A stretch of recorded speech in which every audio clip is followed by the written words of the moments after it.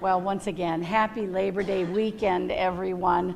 I'm going to begin this morning by sharing a little bit of Labor Day history. When I looked up Labor Day, this is what it said. Observed the first Monday in September, Labor Day is an annual celebration of the social and economic achievements of American workers. The holiday is rooted in the late 19th century when labor activists pushed for a federal holiday to recognize the many contributions workers have made to America's strength, prosperity, and well-being. Incidentally, the first Labor Day holiday was celebrated on Tuesday, September 5th, 1882 in New York City. Big parade, big to-do, but it didn't become a national holiday until June 28th, 1894, when President Grover Cleveland officially signed it into law, declaring the first Monday in September each year a national holiday. Unofficially, of course, Labor Day, here in Minnesota anyway, marks the end of the state fair. So if you haven't been there yet, tomorrow's your day. It's also the unofficial end of summer. School begins on Tuesday, folks, so it's all over. It's all downhill from here. No. And since most of us fall into one of three categories, either we're getting ready to join the workforce, we're in the workforce, or we're retired from the workforce, well, this holiday is for each one of us. In short, we are a working society. Some of us have a series of different jobs throughout our lifetime. Some stay with the same employer our entire life. Some of us love our jobs, while others, not so much. Some view their occupation as something separate from God. They kind of compartmentalize their life into categories. This is my work life, this is my home life, this is my spiritual life. But God wants to be included in every aspect of our lives. So what does God say about work? In Colossians chapter 3, verses 23 and 24, the Apostle Paul writes, "Work willingly at whatever you do, as though you were working for the Lord rather than for people. Remember that the Lord will give you an inheritance as a reward, and that the master you are serving is Christ." Well, that right there is a challenge, isn't it? For most of us, working is a reality of life. Money is necessary. We need to pay the bills, buy food, clothing, other things, the list goes on. Our job, however, should not be the most important thing in our life. My niece's husband worked for one of the big home improvement retailers here in the state. They touted themselves as being a family company, but that was really not the reality. Many of their policies actually felt anti-family. They wanted their employees, especially their managers, to treat their jobs as the most important part of their lives. Well, I'm here to tell you, if any one of us make our job the most important part of our lives, it's not going to end well. We're not going to be happy. There's not fulfillment there. As Christians, our number one priority needs to be God. And second to God is family.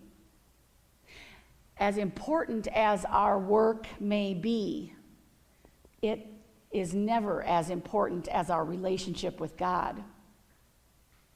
And if our priorities are out of whack, if we find ourselves trying to keep up with the Joneses, working ourselves ragged to gain some sort of status or perceived success, then we need to take a good hard look at our lives. Yes, we need to earn a living, but if our relationships are suffering because we're chasing after the things of this world, it's safe to say it's time for a heart check. spending time with God beyond these 45 minutes on Sunday morning, spending quality time with our loved ones. These are very important things. And we all need downtime, a time of rest. I mean, after all, Labor Day was created to provide a holiday for the American worker. Now, of course, there are many people who work on Labor Day, but the premise is still important. God modeled this for us. Work hard, but make sure you take time for rest. If the creator of the universe takes the time to rest, then certainly you and I need to do the same. Last week, we had Minnesota Adult and Teen Challenge in the building. I hope you got to see that or were here for that. It was really an inspiring morning. I spoke to one of the guys after the service. He had been a CEO, big house, nice cars, and he was working tons of crazy hours. And he got caught up in addiction. He was chasing what he thought success looked like.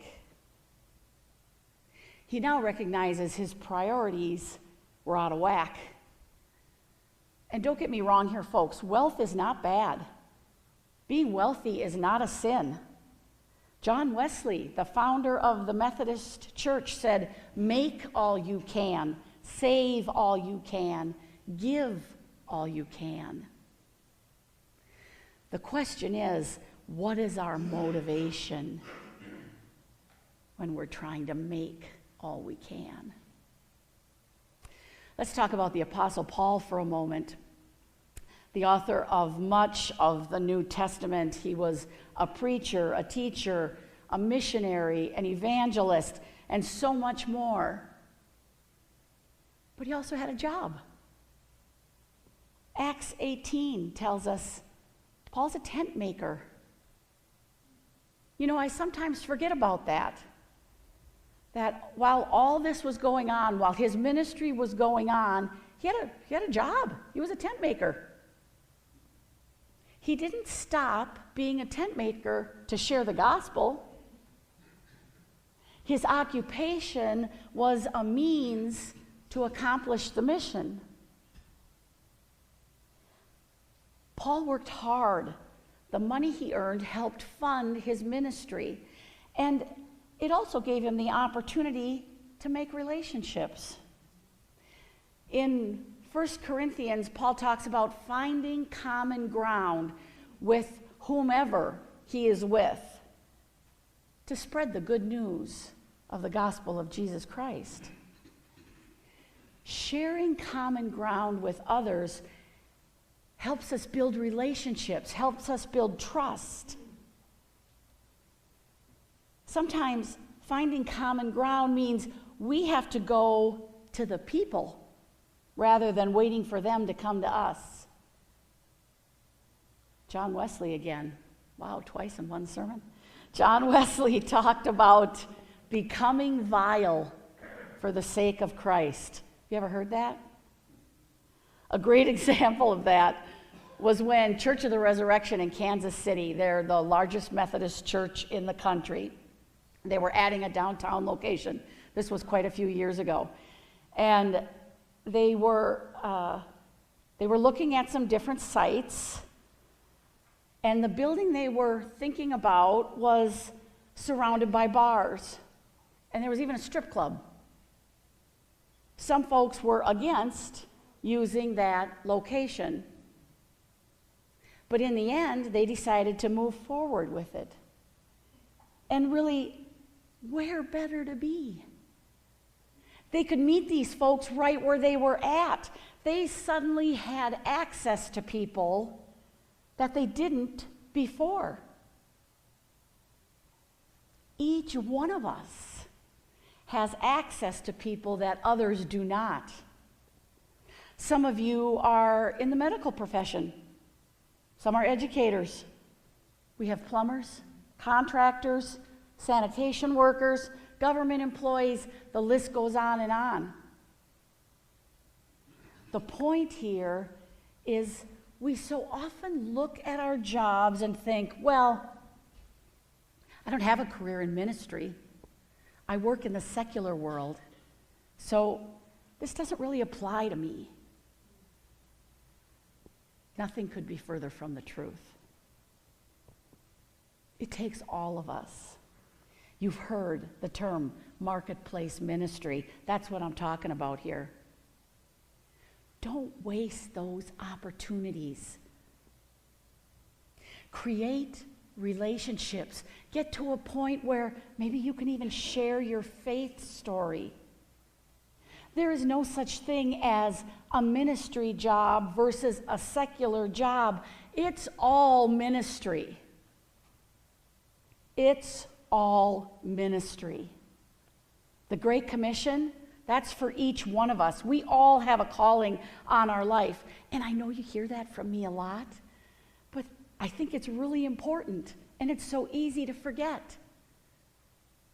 In the 9th chapter of Matthew, Jesus tells us, the harvest is great, but the workers are few. So pray to the Lord who is in charge of the harvest. Ask him to send more workers into his field. In the Old Testament, there's a book called Nehemiah. His goal was to rebuild the walls of Jerusalem, which had lain in ruins for like 150 years. It was a huge job, something he certainly could not do alone. And in the 3rd chapter of Nehemiah, there are 32 verses that explain the work that was done and the names of this diverse group of people who did the work, people from all walks of life. This is cool. It shows us God uses each one of us. Doesn't matter how old we are, what our job is, man, woman, child, he uses each one of us. It also shows the importance of teamwork. Even though they faced multiple obstacles, and I'm not just talking about a little bit of rain or something, I mean their lives were threatened. In spite of that, the wall was built in 52 days. People couldn't believe it. And lastly, and this is probably the coolest of all, God rewards faithful workers. I mean, think about it. These people, otherwise unknown for the most part, are forever recorded in the Bible. God thought this was important enough that it be in the Bible. I think that's cool. So, in our jobs, our occupations, we're called to work as though working for the Lord. And we need to take time for rest, allowing for time with God and with family. But what about service? And maybe right now you're sitting there going, you know what, Julie? It was all I could do just to get here today. And now you want me to serve too? I get it. And maybe that's the season you're in.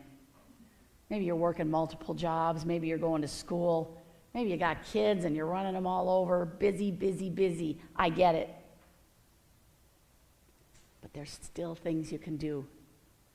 My dad always said, if people around you are working, don't just stand there. Pitch in.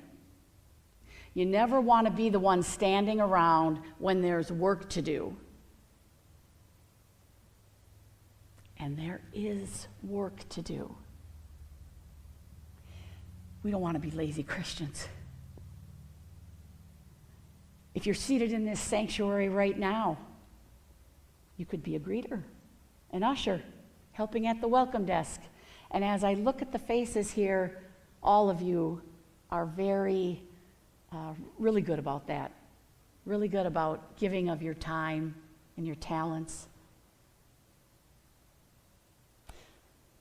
For anyone watching out there, you could be a preschool leader. You could lead an elementary age small group. During the week, you could write to a shut-in. or maybe visit them. You could facilitate a Bible study, sign up to help at the fall kickoff coming up on September 26th. The list goes on, folks. We are not meant to be consumers. We are called to play an active role in the life of the church.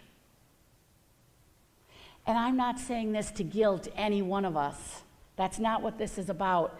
I just don't want anybody to miss out.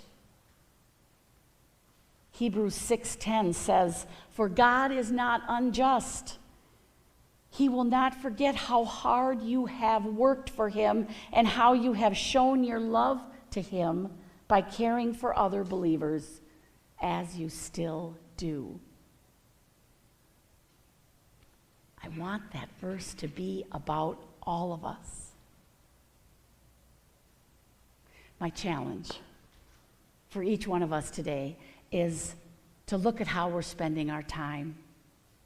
Look at our priorities. In our jobs, are we working as if for the Lord? Allowing God to work through us as we interact with those around us. Are we serving the body of Christ, not merely spectators or consumers? My prayer is that we all hear God's call and respond.